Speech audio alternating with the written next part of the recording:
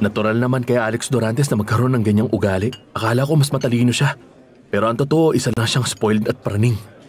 Wala rin ako nakikitang masama kung magkikita pa tayo. Pero kasi, tingin ni Alex niloloko ko siya. Baliw na siya. Si Fernando Jose at Rosalinda maghihiwalay na. Kung totoo nga mahal ni Alex si Rosalinda, ngayon na mismo ang pagkakataon niya. Makinig ka, Gerardo. Hindi ko hahayaang gamitin mo si Natalia para lang makakuha ng impormasyon na pwedeng gamitin ni Fernando Jose laban kay Rosalinda. Kumalma ka lang, Alex. Nagkakamali ka. Totoong interesado ko kay Natalia. Labas dito ang tunay na nararamdaman ko. Huwag kang magsinungaling. Isa kang ipokrito katulad ng kaibigan mo si Fernando Jose. Kumalma ka lang, Alex. Hayaan mo muna siya. Kakausapin ko na lang siya mamaya. Pero kasi alam kong kaibigan mo siya. Katulad ni Fernando Jose na kaibigan ko rin. Pero minsan, kailangan mo rin unahin ang sarili mo bago ang iba. Naiintindihan ko na ganyan ang iniisip mo sa akin. Pero hindi, Rosalinda.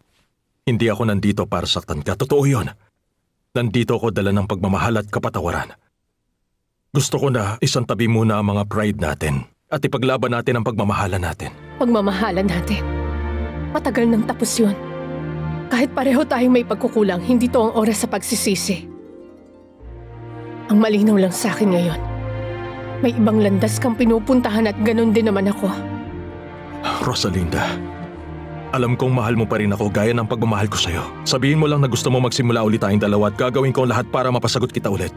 Makuha ang kapatawaran mo para maging masaya ulit tayong dalawa. Anong gusto mong kapalit nun? Iwan mo ang trabaho mo, maging asawa ko at maging ina sa anak natin. At kung hindi ako pumayag? Pag-isipan mo, Rosalinda. Pag-isipan mo, parang awa mo na. Dahil kailangan kong bigyan mo ko ng siguradong sagot mo ngayon din mismo. Binabati kita, Berta. Ang sarap ng hapunan natin. Buti naman at nagustuhan mo. Maganda rin na nagbabago na ang pagsasalita mo. Sinusubukan ko na talaga magbago para ang mama mo, hindi ako ikakahiya. Tsaka si Beto, sobrang interesado siya sa mga librong pinahiram mo sa kanya, Mama. Kaya naman pala palaging ang tagal niyong dalawa sa may library. Siguro nga nagbabasa lang kayo. Senyora, may naghahanap po sa inyo. Sino yon? Magandang gabi. Pasensya na po sa abala, pero nandito kami para imbestigahan ang pagkamatay ng isang lalaking kilala sa palayo na Miserias.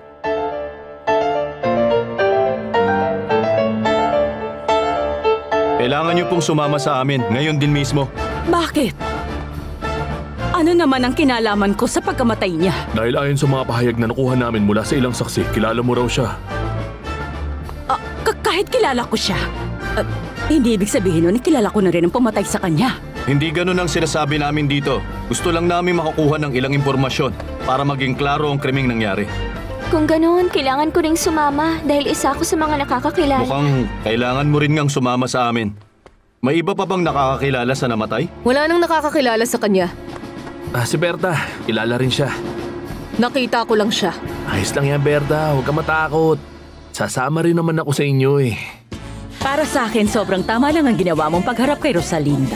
Yun na lang ang maaari kong gawin upang protektahan si Erica. Kaya ginawa kong lahat at hindi ako tumigil hanggat hindi ako pinapakasalan ng anak mo. At tignan mo ako, nasa sinapupunan ko na ang anak niya ngayon. Ang pinakamagandang gawin na yung tawagan ngayon si Fedra para malaman mo kung mabibigyan ka ng trabaho. Nagawa mo ng pinakamahirap na hakbang sa plano kaya hindi ka na pwedeng umatras. Bakit ayaw mo akong tantanan? Ayoko hinahanap mo ako at mas lalong ayoko may kinalaman pa ako sa'yo. Tama nga ang sinasabi nila. Lahat gagawin ng ina para sa anak nito. Gusto niyang dalawin ko siya ngayong hapon dahil meron daw siyang importanteng sasabihin. Rosalinda.